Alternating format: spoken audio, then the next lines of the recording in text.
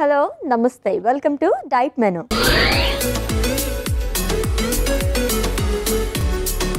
So ఈ week మొత్తం కూడా మనం ఎగ్జిమా గురించి మాట్లాడుకుంటున్నామండి. సో సెకండ్ డేలోకి ఎంటర్ అయిపోయాం కాబట్టి ఈ రోజు ఏం రెసిపీ చేస్తారో చూద్దాం. Let's invite our nutritionist Alekhya గారు. హాయ్ అలేఖ్య గారు. హాయ్ అశ్విని గారు. వెల్కమ్ అండి. Thank you. Nice ear rings. Thank you. Matching పెట్టుకుని వచ్చారా? ఎస్, బాగున్నాయి. Thank you. సో ఈ వీక్ మొత్తం ఎగ్జిమా గురించి మాట్లాడుకుంటున్నాము. కైండ్ ఆఫ్ మనకి స్కిన్ ప్రాబ్లమ్స్ ఉన్న వాళ్ళకి వచ్చేదని చెప్పేసి అన్నారు ఇన్ఫ్లమేషన్ వల్ల. సో సెకండ్ డేలోకి ఎంటర్ అయిపోయాయి కాబట్టి ఇంకొంచెం ఇన్ఫర్మేషన్ ఇచ్చేసేయండి మాకు. ఖచ్చితంగా. అండ్ ఏ రెసిపీ చేస్తున్నారు? సో ఈరోజు వచ్చేసరికి మనం ఆల్మండ్ మిల్క్ సీడ్ పుడ్డింగ్ చేసుకుంటాం. సో ఎగ్జిమాలో భాగంగా బాదం పాలు చియా సీడ్స్ పుడ్డింగ్ ప్రిపేర్ చేసుకుంటాము. దీనికి కావాల్సిన పదార్థాలు అంటే ఇప్పుడు చూద్దాం. బాదం పాలు చియా సీడ్స్ పుడ్డింగ్కి కావాల్సిన పదార్థాలు: బాదం పాలు, నానబెట్టిన chia seeds, strawberries, cherries, Apple, తేనె. బాదం పాలు చియా సీడ్స్ పుడ్డింగ్కి కావాల్సిన పదార్థాలు చూసాం కదండి. ప్రాసెస్లోకి వెళ్ళిపోదాం. ఓకే, జనరల్గా ఇటువంటివి అయితే మనం బ్రేక్ఫాస్ట్కి తీసుకుంటూ ఉంటాము. సో ఇది కూడా అంతేనా? అంటే ఇది ఒక mid morning and evening snack లాగా కూడా పనిచేస్తుంది. ఓ స్నాక్లా కూడా తీసుకోవచ్చు. పర్టికులర్గా మనం ఎగ్జిమా గురించి మాట్లాడుకుంటున్నాం, స్కిన్ ప్రాబ్లం గురించి కాబట్టి దీంట్లో మనం ఫ్రూట్స్ ఎక్కువ యూస్ చేస్తున్నాం, లైక్ బెర్రీస్ కానీ అండ్ అలాగే యాపిల్. అండ్ పర్టికులర్గా మిల్క్లో కూడా బాదం పాలు తీసుకోవడానికి రీజన్ ఏంటి? సో జనరల్గా ఈ ఎగ్జిమా ఉన్న వాళ్ళకి ఏంటి అంటే డైరీ ప్రోడక్ట్స్ కూడా సూట్ అవ్వవు. So general milk and cow milk కావచ్చు, బఫెలో మిల్క్, వాటితో వాళ్ళకి ఎగ్జిమా అనేది ట్రిగ్గర్ అవుతుంది. అందరికీ ఉంటుందని చెప్పలేను, బట్ కొంతమందికి అయితే అలర్జీ ఉంటుంది అనమాట. సో అందుకోసం అని చెప్పేసి నేను ఆల్మండ్ మిల్క్ చూస్ చేసుకున్నాను. అండ్ మనకందరికీ తెలుసు స్ట్రాబెర్రీస్లో యాంటీ ఆక్సిడెంట్స్ అనేవి ఎక్కువగా ఉంటాయి కాబట్టి మనకి disease resistant as well as మన స్కిన్ ఇన్ఫ్లమేషన్ తగ్గించడానికి కూడా యూస్ అవుతాయి అన్నమాట.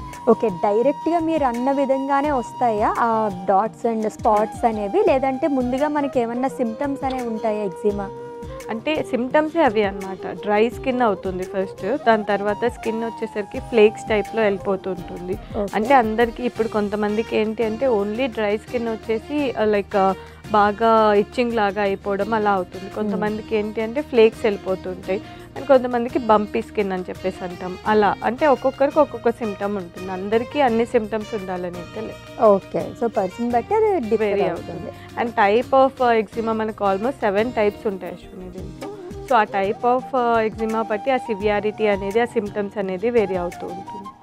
ఓకే, సో ప్రాసెస్లోకి వెళ్ళిపోతుంది. ఏం చేయాలి ఫస్ట్? సో ఫస్ట్ మనం యాపిల్ని అండ్ బెర్రీస్ని కట్ చేసుకుందాం. ఓకే,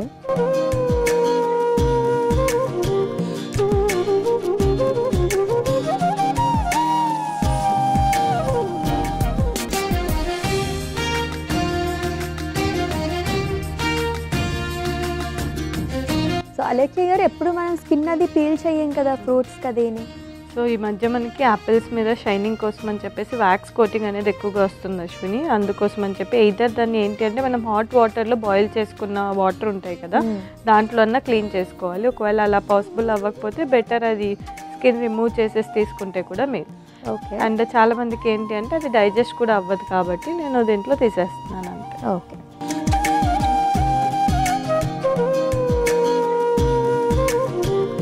ఎక్కువగా ఏం ఫ్రూట్స్ తీసుకుంటే తొందరగా నయమయ్యే ఛాన్సెస్ ఉంటాయండి? సో జనరల్గా ఫ్రూట్స్లో వచ్చేసరికి మనకి ఎగ్జిమాకి ఎటువంటి రెస్ట్రిక్షన్ లేదు అశ్విని. మనకి ఓవరాల్గా రెస్ట్రిక్షన్స్ తక్కువ అనమాట. సో ఫ్రూట్స్ వచ్చేసరికి అన్ని టైప్ ఆఫ్ ఫ్రూట్స్ తీసుకోవచ్చు, బట్ ఎక్కువగా యాంటీ ఆక్సిడెంట్స్ ఉన్న టైప్ లైక్ బెర్రీస్ ఫ్యామిలీలో బ్లూబెర్రీ కానీ, స్ట్రాబెర్రీ కానీ, రాస్బెర్రీ కానీ, వీటిలలో అన్ని బెర్రీస్లో యాంటీ ఆక్సిడెంట్స్ ఎక్కువగా ఉంటాయి. సో అలాంటివి ఎక్కువ ఇంక్లూడ్ చేసుకోవచ్చు. అండ్ వైటమిన్ సి ఎక్కువగా ఉన్న ఫ్రూట్స్ ఉంటాయి కదా, లైక్ ఆరెంజెస్, మోసంబి, పైనాపిల్, వీటిలలో వైటమిన్ సి ఎక్కువగా ఉంటుంది కాబట్టి అది స్కిన్ హెల్త్కి చాలా మంచిది అన్నమాట.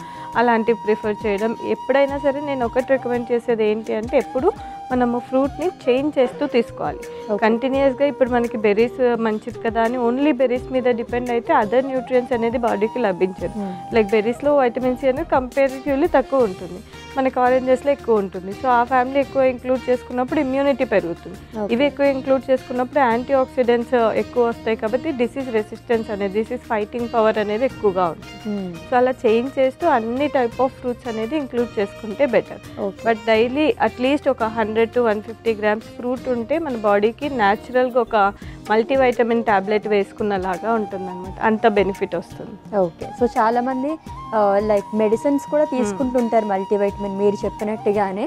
సో ఎక్కువగా అయితే మనకి ఎగ్జిమాకి ఫుడ్తోనేనా లేకపోతే ట్యాబ్లెట్స్ అవి కూడా ఇస్తారా? అంటే జనరల్గా ఒకవేళ చాలామందికి ఏంటి అంటే కొంచెం జనరల్ హ్యాబిట్స్ లైక్ ఎక్కువ మాయిశ్చర్ మెయింటైన్ చేసుకుంటూ ఎక్కువ హైడ్రేషన్ పెట్టుకుంటూ ఉంటే సిమ్టమ్స్ కంట్రోల్లో ఉంటాయి. బట్ చాలామందికి ఏంటి అంటే ఆ ఇరిటేషన్, స్కిన్ ఇచ్చింగ్ అనేది ఎక్కువగా ఉంటుంది.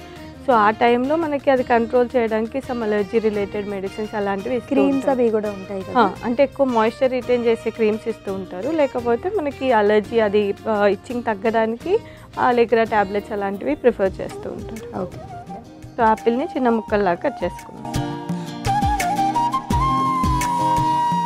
సో ఇప్పుడు కట్ చేసిన యాపిల్ ముక్కల్ని మనం మిక్సీ జార్లో వేసేసుకోవాలి.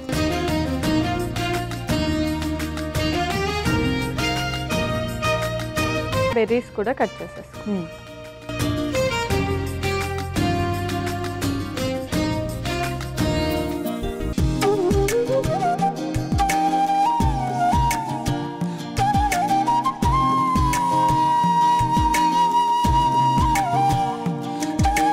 సో ఇవి మనము బ్లెండ్ చేసుకున్నాక యాడ్ చేస్తాము. ఫస్ట్ అయితే నేను యాపిల్ కట్ చేసి మిక్సీ జార్లో వేసాను కదా, సో దీంట్లోకి బాదం పాలు యాడ్ చేస్తాను. ఓకే, అట్లే దీంట్లోకి చెర్రీస్ కూడా యాడ్ చేసుకున్నాను. కొద్దిగా హనీ ఆప్షనల్, ఇన్ కేస్ వద్దనుకున్న వాళ్ళు లైక్ ఆల్రెడీ మనకి చెర్రీస్తో వీటితో స్వీట్నెస్ వస్తుంది కాబట్టి తీసేసి.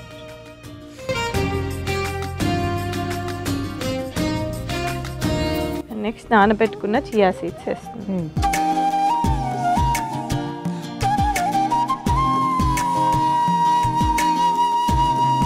దీన్ని మిక్సీ పట్టేస్తాను. ఓకే,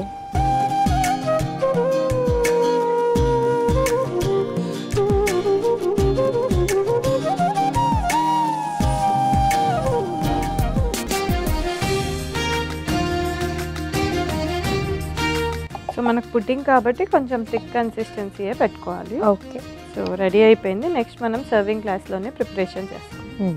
సో మనం మిక్సీ పట్టుకున్నది స్మూతీ దీంట్లోకి వేసేస్తాం.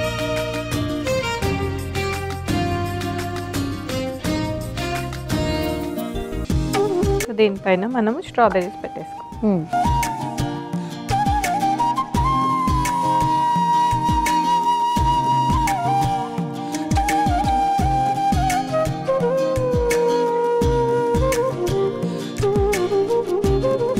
అశ్విని, బాదం పాలు చియా సీడ్ పుడ్డింగ్ అయితే రెడీ అయిపోయింది. టేస్ట్ చేసేసి ఎలా ఉందో చెప్పు. ఓకే, భలే చేశారు చూసారా, గార్నిషింగ్ అయితే అద్దరిపోయింది.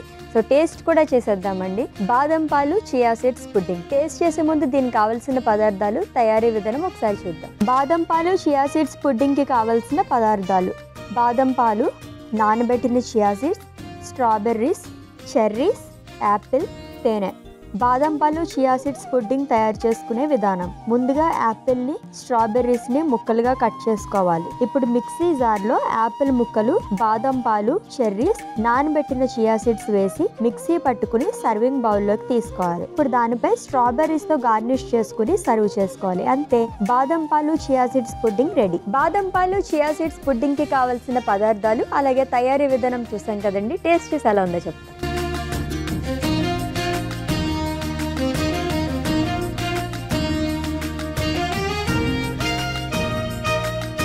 వావ్, చాలా బాగుంది. ఐస్ క్రీమ్ క్రేవింగ్స్ ఉన్న వాళ్ళు హెల్దీగా ఇలా ఇంట్లో చేసుకొని తినండి, ఆ క్రేవింగ్స్ మొత్తం పోతాయి అన్నమాట. చాలా చాలా టేస్టీగా ఉంది. దీంట్లో మనం హనీ వేసుకోకపోయినా సరే తీయగానే ఉంటుంది.